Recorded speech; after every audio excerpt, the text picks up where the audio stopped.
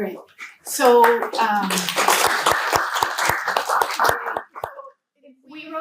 we were very interested in seeing how innovation affected the productivity of businesses in the Caribbean. And this chapter was co-authored by myself, Ricardo, who just spoke, and Natalia Marante Pufal, who must be online, but I really want to kind of like acknowledge her as well. So can we look at the next slide, please? Which is actually a Menti question. And the question to you all is, on average, how much do you think Caribbean, how many more sales do you think that Caribbean's innovative businesses achieve compared to non-innovative ones? So it's a fifth question. So how much larger are the sales per worker of Caribbean businesses that innovate compared to those that do not innovate? Do you think they're 10% larger, 30% larger, 60% larger, more than 80% larger?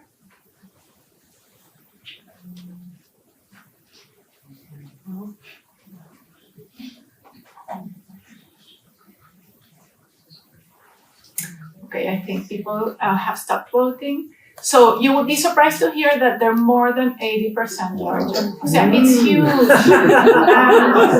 And, we really wanted to raise attention to this issue because we, anyhow, in all our work that we've done in the Caribbean, across the IDB, Compete, IDB Lab, etc., we recognize that there's not enough attention placed on how do we support businesses to innovate. And the subject of the chapter is really what are the patterns of innovation across businesses, across different types of innovation, sizes of business, gender of ownership, what are the policies that the Caribbean has in place to support that innovation.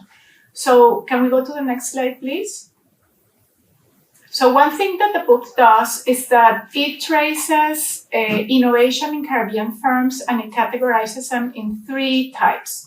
One is general innovation, which, by the way, is kind of like the more difficult to achieve because these are new products, new services, new processes, could be new organizational methods, new business models, also new marketing methods. Maybe that's a little bit easier. Then digital innovation and green innovation. Digital relates to adoption of digital technology, okay? Not necessarily doing digital products, but adapting digital technology to become more efficient. And green innovation relates to recycling. It could be as easy as recycling or as difficult as carbon mitigation, okay? But it's reduction of pollution, reduction of waste, better use of materials. And a firm can fall in any of the three categories. It can be a general innovator, but not be innovating either digitally or green. So they're independent categories.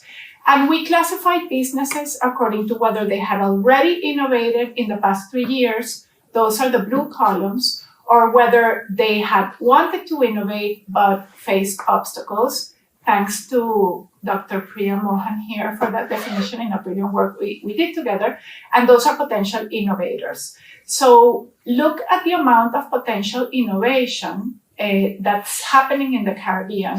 So these are businesses that want to innovate, but they face barriers to do so.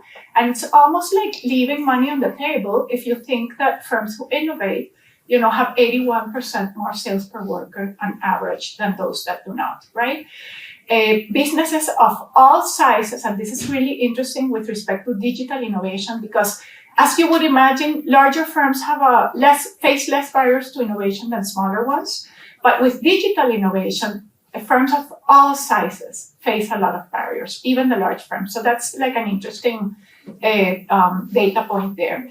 And why is it important for us to know that small firms face more obstacles for all types of innovation? Because the Caribbean being a region with very small countries, a disproportionate amount of firms are small compared to other places in the world. So if we see Latin America, 36% of the business population is categorized as small. Those are businesses with less than 50 workers. While in the Caribbean, that's almost 60%.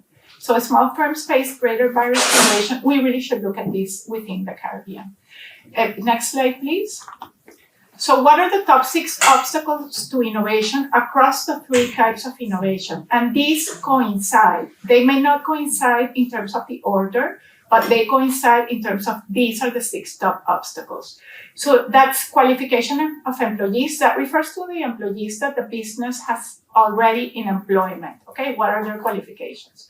The level of available financial resources available to the business.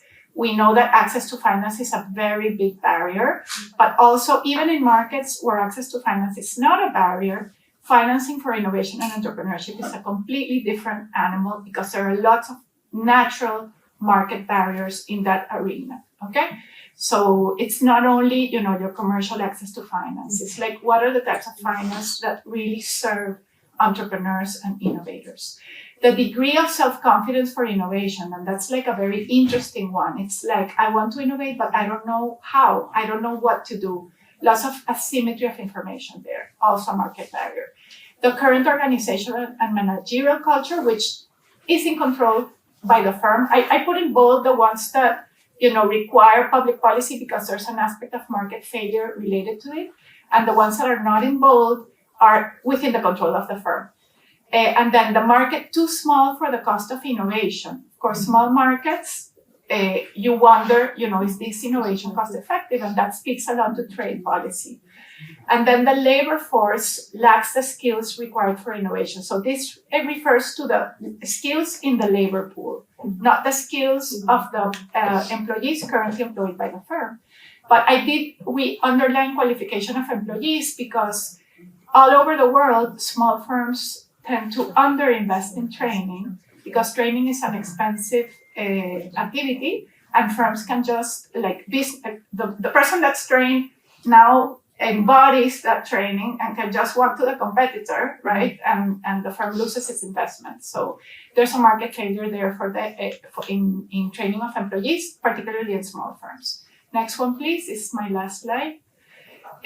But what's really interesting is that the innovation, whatever the type of innovation, the 4 top impacts are the same. And these are: innovation has allowed firms to open access to new market. It has increased their capacity for producing goods and services. It has increased their sales, and it has improved the quality of their goods and services, so making them more competitive.